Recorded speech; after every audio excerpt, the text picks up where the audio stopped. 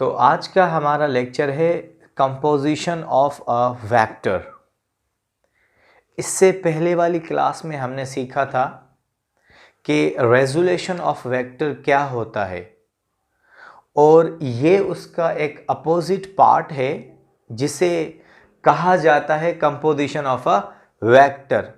इसकी सबसे बड़ी बेस्ट एग्जाम्पल और वो एज आ एमसीक्यूज के तौर पे भी यूज़ होता है कि कंपोजिशन ऑफ वेक्टर है क्या चीज़। तो आप कहेंगे कि composition of a vector is a reverse process of resolution of a vector. तो मैं तो ये कहता हूं हम इस वीडियो को आप यहीं पे पॉज करें एक सेकंड के लिए और रजिस्टर में सबसे पहले ये एमसीक्यूज लिखें कि कंपोजिशन ऑफ वेक्टर असल में है क्या। Composition of a vector is the reverse process of resolution of a vector. और रेजोल्यूशन में हमने क्या कहा था और हमने क्या उसमें पढ़ा था, क्या स्टडी किया था कि एक वेक्टर को दो या दो से ज्यादा कंपोनेंट में रिजॉल्व करने को रेजोल्यूशन कहा जाता है। हमने पहले एक वेक्टर को दो हिस्सों में रिजॉल्व किया और अब हम उन्हीं दोनों कंपोनेंट्स को मिलाकर एक न्यू वेक्टर फॉर्म कर रहे हैं, इसीलिए इसका नाम होगा कंपोजिशन ऑफ अ वेक्टर। तो सबसे पहले मैं इसकी डेफिनेशन लिखता हूं जो कि हमें एग्जाम के अंदर लिखी जाएगी। वही बात, यह टॉपिक हमसे क्या चाहता है, यह टॉपिक हमसे यह चाहता है कि आपको इसकी डेफिनेशन पता होनी चाहिए, इसकी फिगर पता होनी चाहिए, इसके फॉर्मूलाज पता होने चाहिए और सबसे लास्ट में इसके न्यूमेरिकल्स कैसे सॉल्व होते हैं यह भी हमें आना चाहिए। तो हम डेफिनेशन से इसे शुरू करते हैं और इसकी डेफिनेशन बिल्कुल ही सिंपल है। एक आपको बता चुके हैं कि composition of a vector is the reverse process of resolution of a vector. आगे बढ़ते हैं। The process in which a vector is formed, बिल्कुल सिंपल, एक ऐसा प्रोसेस जिसके अंदर एक वेक्टर फॉर्म किया जाए। फॉर्म का मतलब कंपोज किया जाए with the help of two rectangular components. आपको दो रेक्टेंगुलर कंपोनेंट्स दिए जाएंगे, उन दो रेक्टेंगुलर कंपोनेंट्स को मिलाकर आपने एक रिजल्टेंट वेक्टर बना के देना है। तो इसी को कहा जाता है रेजोल्यूशन ऑफ अ वेक्टर। मैं एक दफा डेफिनेशन पढ़ता हूं। The process in which a vector is formed, a vector is composed with the help of two rectangular components is called composition of a vector। तो ये हमारी दो डेफिनेशन हो गई कंप्लीट, एक आपसे लिखवाई, एक आपको पढ़ाई। आगे बढ़ते हैं। ग्रीन से लिखा हुआ है the two rectangular components are perpendicular to each other। ये एक एमसीक्यू है, इसको याद भी रखिएगा। एंट्रेंस एग्जाम में ज्यादातर ये एमसीक्यूज भी पूछा जाता है। और एमसीक्यूज में क्या पूछता है कि ये जो दो रेक्टेंगुलर कंपोनेंट्स हैं एफ एक्स और एफ वाई, ये दोनों आपस में कैसे होते हैं, ये दोनों आपस में 90 डिग्री पर होते हैं। ये एमसीक्यूज बहुत ज्यादा इंपॉर्टेंट है कि एफ एक्स कंपोनेंट और एफ वाई कंपोनेंट ये दोनों आपस में कैसे होते हैं। ये दोनों आपस में राइट एंगल पर होते हैं, ये दोनों आपस में नॉर्मल होते हैं, ये दोनों आपस में परपेंडिकुलर होते हैं। जो वर्ड आपको समझना है आप उसको समझें और याद रखें, तीनों की मीनिंग सेम है। ये दोनों आपस में 90 डिग्री, ये दोनों आपस में परपेंडिकुलर होते हैं और ये दोनों आपस में राइट एंगल पर होते हैं। आगे बढ़ते हैं। दो वेक्टर हैं आपके पास, component F X and Y. आपको इन दोनों को मिला के रिजल्टेंट बनाना है। तो आपने करना क्या है, सिंपल एक बात, इस एफ एक्स को यहां से उठाकर एफ एक्स के सामने रखें, एफ वाई को उठाकर इस एफ एक्स के सामने रखें।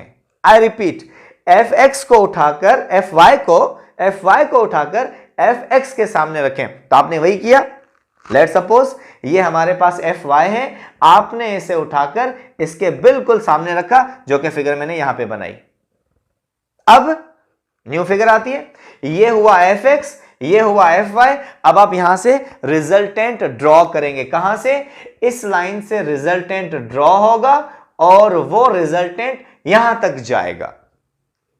वो मैंने यहां पे बनाया आपके लिए कि ये एफ एक्स है, ये F Y, resultant vector draw करना है। एक बात सुने तवज्जो से, मैं बच्चों को कहता हूं, मैं क्लास में बच्चों को कहता हूं, कान खोल के इस बात को सुने और इसको याद रखें, बहुत ज्यादा इंपॉर्टेंट है। रिजल्टेंट वेक्टर हमेशा हमेशा फर्स्ट वेक्टर की टेल से शुरू होता है और लास्ट वेक्टर के हेड तक कंप्लीट होता है। तो रिजल्टेंट वेक्टर हमेशा फर्स्ट वेक्टर की टेल से लास्ट वेक्टर के हेड तक जाएगा। ये हमारे पास एफ एक्स है, ये हमारे पास एफ वाई है, ये हमारे पास रिजल्टेंट है। अब रिजल्टेंट को आप आर लिखना चाहो या एफ लिखना चाहो, ये आपका प्रॉब्लम है, कोई इसमें इश्यू की बात नहीं है। ये वाली बातें आपको लास्ट क्लास में पढ़ाई थी। 90 के सामने हमेशा हाइपोटेन्यूस, मेन एंगल के सामने परपेंडिकुलर, बाकी जो साइड बचेगी वो होगी आपके पास बेस। समझ गए? अब आते हैं, इससे पहले वाले टॉपिक में हमने साइन थीटा यूज किया, हमने कॉस थीटा यूज किया, पर अब हमें जो यूज करना है वो पाइथागोरस थ्योरम यूज करना है। तो हमने यहां लिखा यूजिंग पाइथागोरस थ्योरम। और पाइथागोरस थ्योरम क्या होता है? वो होता है कि हाइपोटेन्यूस, जो सबसे बड़ी साइड है, हाइपोटेन्यूस का स्क्वायर बराबर होता है, किसके बराबर होता है?